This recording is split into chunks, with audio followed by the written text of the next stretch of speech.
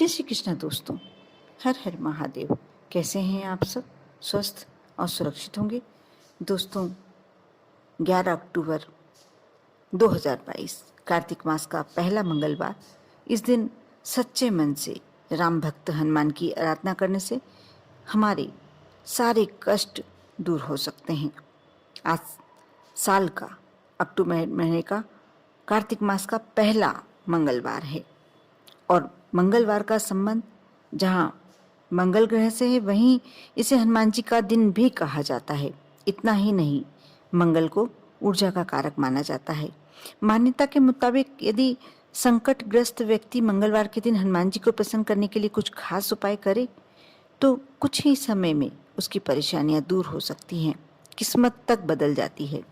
हनुमान जी की कृपा पाने के लिए भगवान राम का सुमिरन करना ही चाहिए, ये तो आप सभी जानते होंगे। और नित्य हनुमान चालीसा का पाठ करना चाहिए। हनुमान जी को प्रसन्न करने के लिए इस दिन भक्त उन्हें कई तरह के प्रसाद का भोग लगाते हैं और कई प्रकार की चीज़ें भी भेंट करते हैं। ऐसा करने से भक्तों की मनोकामनाएं भी पूर्ण होती हैं। लेकिन कर्ज से मुक्ति पाने, धन लाभ और सभी तरह के संकटों से मुक्ति पाने के लिए कई ऐसे उपाय हैं जिन्हें कर ज्योतिष शास्त्र में दिया गया है। उन्हें करके आप अपने संकटों को दूर कर सकते हैं। हनुमान जी की पूजन करते समय थोड़ी सावधानियां अवश्य बरतनी चाहिए, क्योंकि कहा जाता है यदि हनुमान जी नाराज हो जाएं, पहली बात तो ये गृहस्थ नहीं है, ब्रह्मचर्य पालक कहा जाता है, तो मनुष्य यदि थोड़ी सी सावधानी बरते तो बहुत ही श्रेष्ठ है। नहीं तो हो सकता है कि हमसे कुछ अनजाने में भी गलती हो जाए तो हो सकता है कुछ हमें कष्ट झेलना पड़े। इसके साथ मंगलवार के दिन पूजन करने से मंगल दोष तो कम होता ही होता है। जिनकी कुंडली में मंगल भारी है, विशेषकर वह यदि हनुमान जी की पूजन करते हैं, कुछ उपाय करते हैं, तो अवश्य उनको हनुमान जी की कृपा प्राप्त होती है। मंगलवार के दिन हनुमान जी को बूंदी का भोग लगाया जाता है, जो कि श्रेष्ठ है। आज के दिन अवश्य शाम के समय आप बूंदी का भोग लगाकर भगवान हनुमान जी के मंदिर में प्रसाद के रूप में आप बांटें। आपकी जितने इच्छा हो, जितने प्रसाद बांटने में सक्षम हो, उतनी ले जाएं। इसमें ज़्यादा कम का कोई सवाल नहीं उठता, बस भोग में बूंदी होना चाहिए। उसी प्रकार बेसन के लड्डू का भी विशेष महत्व माना जाता है। हनुमान जी को सिंदूर अति प्रिय है। मंगलवार और शनिवार के दिन हनुमान जी को सिंदूर अर्पित किया जाता है, करना चाहिए। इससे भी आपकी जैसी भी मनोकामना होती है पूरी होती है। सिंदूर में चमेली के तेल को मिलाकर हनुमान जी को लगाया जाता है, जिसे चोला चढ़ाना बोला जाता है। हनुमान जी को आप किसी भी फूलों की माला अर्पित कर सकते हैं। वैसे गुलाब का पुष्प अकेला ही यदि हनुमान जी को समर्पित करें तो वह पुष्प आपकी तरफ से विनती करता है, लेकिन हनुमान जी को गेंदे के फूल की माला अति प्रिय होती है। उसी प्रकार पीपल का पत्ता भी अति प्रिय होता है। जिस पीपल के पत्ते पर राम नाम लिखकर आप हनुमान जी को यदि समर्पित कर देते हैं, चरणों में समर्पित नहीं करना है, इस बात का विशेष ध्यान रखें। उस माला को बनाकर आप पीपल के पत्तों की राम नाम लिखकर माला बनाकर उन्हें यदि गले में पहना देते हैं, हनुमान जी को गले में समर्पित कर देते हैं, तो आपके कैसे भी कष्ट हो, कैसे भी मनोकामनाएं बहुत ही शीघ्र पूरी होती है। मंगलवार और शनिवार के दिन हनुमान जी को लाल कपड़ा भी चढ़ा सकते हैं, क्योंकि लाल रंग विशेष प्रिय होता है। ऐसे में आप जो भी लाल रंग का कपड़ा यदि भगवान को चढ़ाते हैं तो आप अपनी मनोकामना करके चढ़ाएं, आपकी इच्छा अवश्य पूरी होगी। आप मंगलवार को यदि आप महिला हैं, हनुमान जी के मंदिर नहीं जा सकते हैं तो कोई बात नहीं, आप राम मंदिर अवश्य जाएं और भोग में अवश्य तुलसी डालें। हनुमान जी के श्री रूप के मस्तक का यदि सिंदूर थोड़ा सा दाहिने हाथ के अंगूठे से लेकर सीता माता के श्री रूप के चरणों में लगा दें, इससे आपकी मनोकामना अवश्य पूरी होगी। ऐसा कोई कारण ही नहीं बनता कि आपकी मनोकामना पूर्ण ना हो। और इसी प्रकार काले तिल, जौ का आटा और तेल मिलाकर थोड़ा सा पीसना पड़ेगा आपको पहले, काला तिल और जौ का आटा, और इसको थोड़ा सा तेल मिलाकर आप उसन लें। उससे इस आटे से आप दीपक बनाएं और यह आप हनुमान जी के मंदिर में गिनती से समर्पित करते हैं। इसके लिए आपको संकल्प लेना होगा शाम के समय, और जैसे आपने आज 1 चढ़ाया, फिर कल 2 चढ़ाए, इस तरह से बढ़ते क्रम में आप 7 भी लगा सकते हैं, 11 भी लगा सकते हैं। उसके बाद फिर आप उतारना शुरू करें। जैसे आपको 7 लगाना है तो 7 के बाद 6, 5, 4, 3, 2, 1। यदि 11 लगाते हैं तो 11 के बाद 10, 9, 8, 7, इस प्रकार से बढ़ते क्रम में, फिर घटते क्रम में। आप किसी विशेष मनोकामना से कर रहे हैं ये उपाय, तो ये बहुत श्रेष्ठ उपाय है। कैसी भी मनोकामना होती है, अवश्य यदि आप कष्टों में हैं, आप यदि परेशानी में हैं, तो ये उपाय आपके लिए रामबाण सिद्ध हो सकता है। मान लीजिए ये कार्य आप यदि काले तिल और जौ का आटा मिलाकर आप दीपक बनाते हैं और उसमें तेल डालकर, बाती रखकर और हनुमान जी के मंदिर में संकल्प लेकर आप यदि ये जो गिनती के अनुसार आटे के दीपक लगाए जाते हैं यदि लगाते हैं, तो जैसे भी, क्योंकि आटे का जो दीपक लगाया जाता है किसी विशेष मनोकामना के लिए लगाया जाता है, विशेष कष्टों को दूर करने के लिए लगाया जाता है।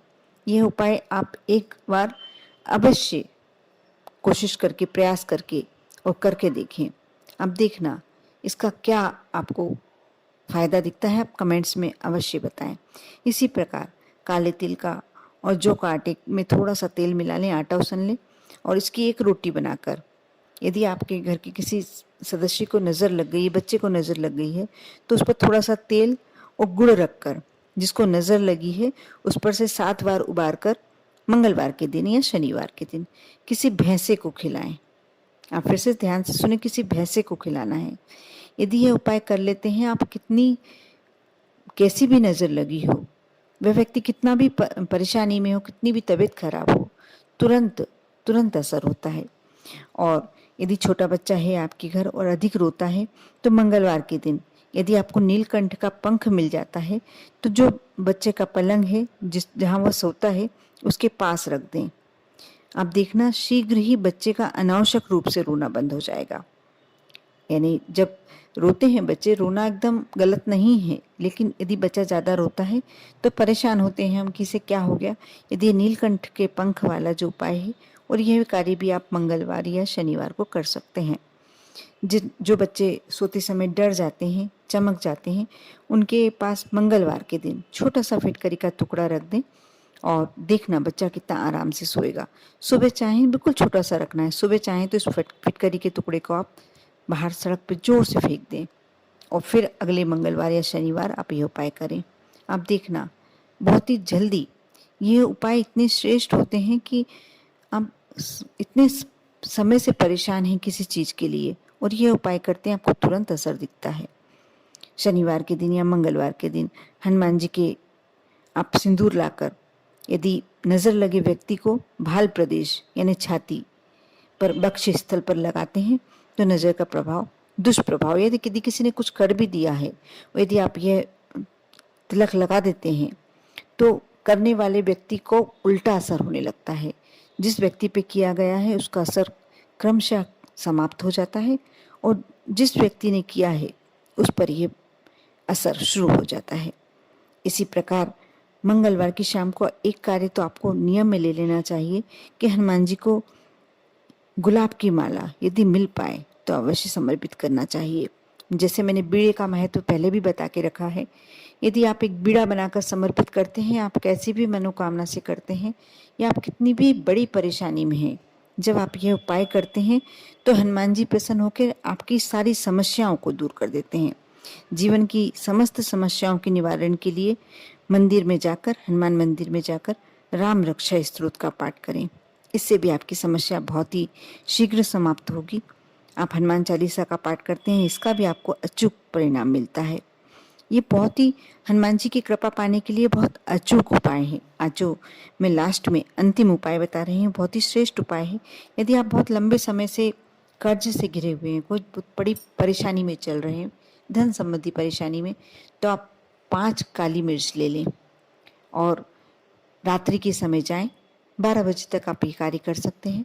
यदि 12 बजे करते हैं तो बहुत ही श्रेष्ठ, लेकिन आप 12 बजे के पहले भी कर सकते हैं, 10 से 12 बजे। और किसी चौराहे पर जाकर आप पहले अपने ऊपर से 7 बार बार लें। उसके बाद 4 मिर्ची के दानों को आपको चारों दिशाओं में फेंकना है और जो अंतिम दाना आपके हाथ में बचा है उसे आप आसमान की तरफ उछाल दें और उसके बाद अपने घर आ जाएं। पीछे पलटकर नहीं देखना है। आप यह कार्य कर कर देखें। जीवन की सारी समस्याओं का अंत एक इस उपाय में है। बहुत छोटा सा उपाय है। करने वाला ये सोचता है कि इससे क्या होने वाला है, लेकिन कर कर देखिए, तभी आपको मालूम पड़ेगा कि इससे क्या हो सकता है आप पर और आपके पूरे परिवार पर। भोलेनाथ की कृपा तो हमेशा बनी ही रहेगी। ओम नमः शिवाय।